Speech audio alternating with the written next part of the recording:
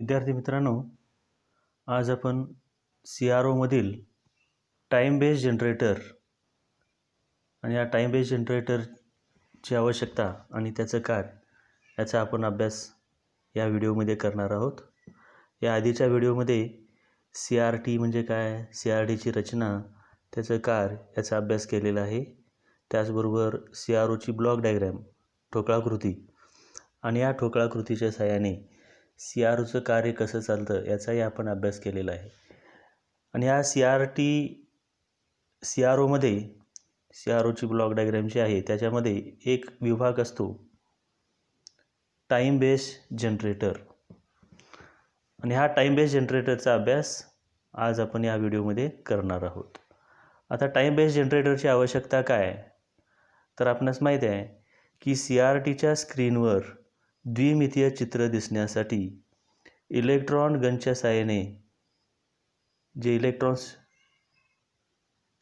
Electron बीमची निर्मिती केली जाते, ती इलेक्ट्रॉन बीम आडव्या आणि उभ्या दिशेनं एकाच वेळी विचलित झाली पाहिजे. आणि यासाठी ही डिप्लेक्शन विभाग असतो. त्याच्यामध्ये दोन विभाग असतात, HDP म्हणजे हॉरिझॉन्टल डिप्लेशन कॉईल आणि VDP म्हणजे व्हर्टिकल डिप्लेशन कॉईल. यापैकी VDP म्हणजे व्हर्टिकल डिप्लेशन कॉईल याला जो इनपुट आपण पाहणार आहोत, तो इनपुट आपण ह्या व्हर्टिकल डिप्लेशन कॉईलला, तो इनपुट सिग्नल ह्या व्हर्टिकल डिप्लेशन कॉईलला दिलेला असतो. जर हा टाईम बेस्ड जनरेटर यामध्ये जर नसेल तर CRTच्या स्क्रीनवरती आपल्याला फक्त एक उभी रेषाच दिसेल. म्हणजे जर आपण इथे साईन वेव्ह दिली, इनपुटला जर साईन वेव्ह दिली असेल आणि ती साईन वेव्ह ह्या व्हर्टिकल डिप्लेशन प्लेटला जर दिली असेल तर आपल्या CRTच्या स्क्रीनवरती समोरून जर आपण पाहिलं तर फक्त आपल्याला एक उभी रेषा दिसेल. किंवा हा इनपुट जर नसेल, म्हणजे हा व्हर्टिकल इनपुटही नसेल आणि टाईम बेस इनपुटही नसेल, तर CRTच्या मध्यभागी आपल्याला एक स्पॉट म्हणजे एक असं मध्यभागी एक बिंदू दिसतो.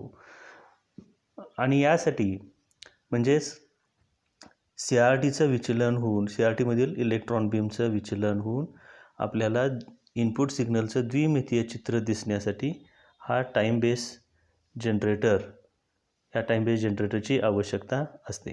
आता ह्या टाईम बेस जनरेटरमध्ये हा जनरेटर आहे, म्हणजे जनरेटर म्हणजे निर्माण करणारा, तर याच्यामध्ये टाईम बेस सिग्नल निर्माण केला जातो. तर टाईम बेस सिग्नल म्हणजे काय, तर सॉटूथ आकाराच्या तरंगाकृती याला म्हणतो टाईम बेस सिग्नल. सॉटूथ म्हणजे काय, करवताच्या दाताच्या आकाराचे जे सिग्नल असतात त्यालाच सॉटूथ असं म्हणतात. म्हणजे करवत जे असते, करवताचे जे दात असतात, त्या करवताच्या दाताच्या आकाराचे सिग्नल याला सॉटूथ वेव्हफॉर्म असं म्हणतात. आणि हा सॉटूथ वेव्हफॉर्म या टाईम बेस जनरेटरमध्ये निर्माण केले जातात. आणि ज्यावेळी हा sawtooth waveform horizontal deflection coil, horizontal एम्प्लिफायरमधून हॉरिझॉन्टल डिप्लेशन प्लेटला दिले जाते, तेव्हा इलेक्ट्रॉन बीमचं आडव्या दिशेने विचलन होतं. आणि ज्यावेळी CRO ऑन करतो त्यावेळी एक अशी आडवी रेषा दिसते. CRO ऑन केल्यानंतर एक अशी आडवी रेषा दिसते आणि त्यालाच ट्रेस असं म्हणतात. आणि हा ट्रेस निर्माण करण्यासाठी टाईम बेस जनरेटरची आवश्यकता असते. म्हणजे फक्त आपण हॉरिझॉन्टल डिप्लेशन प्लेटला जर आपण सॉटूथ वेव्हफॉर्म दिली तर आडवी रेषा दिसणार, आणि फक्त व्हर्टिकल डिप्लेशन प्लेटला जर आपण सिग्नल दिला तर उभी रेषा दिसणार. अशा पद्धतीने उभी रेषा दिसणार. आणि व्हर्टिकल इनपुट म्हणजे जो व्हर्टिकल प्लेटला जो इनपुट सिग्नल पाहायचा आहे, तो इनपुट सिग्नल व्हर्टिकल प्लेटला आणि टाईम बेस जनरेटरमध्ये निर्माण होणारा सॉटूथ वेव्हफॉर्म,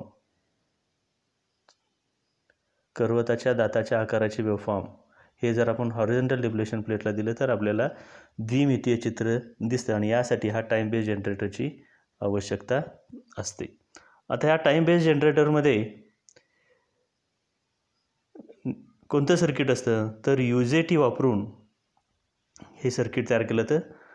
आणि या UJT वापरून सॉटूथ वेव्हफॉर्म तयार करण्याच्या सर्किटलाच रिलॅक्सेशन ऑसिलेटर, इथे जी मंडळाकृती दाखवलेली आहे यालाच रिलॅक्सेशन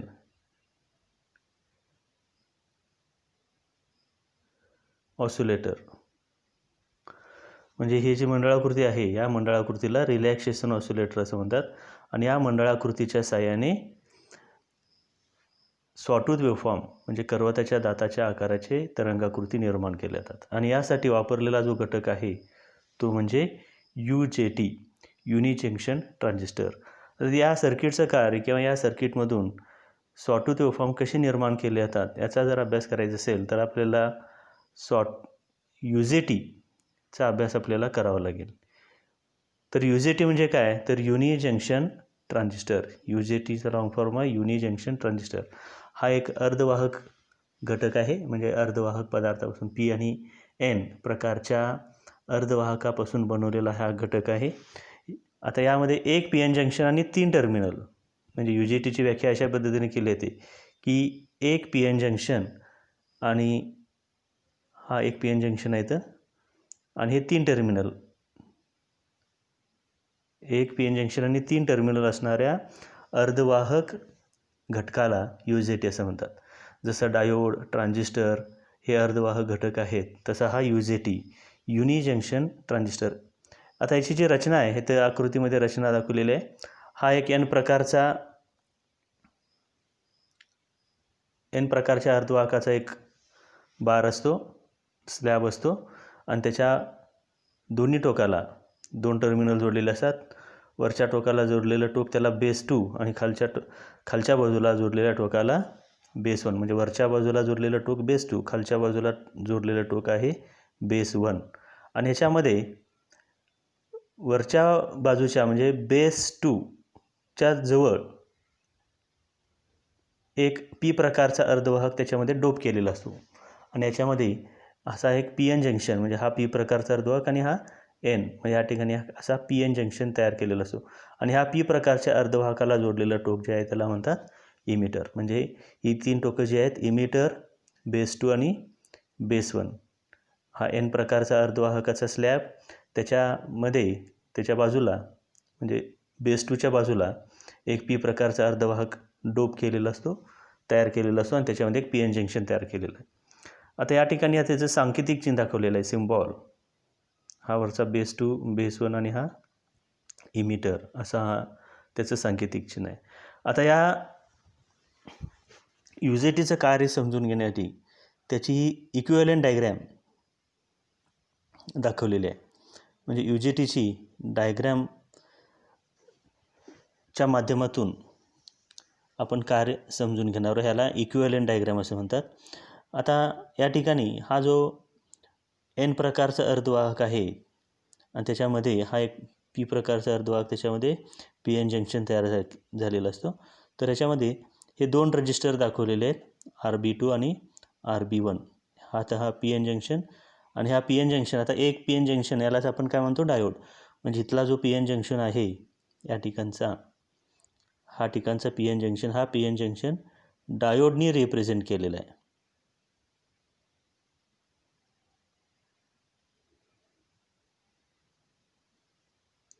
हा PN जंक्शन जो आहे, हा PN जंक्शन तो एका डायोडनी रिप्रेझेंट केलेला आहे. म्हणजे डायोडनी दाखवलेला आहे.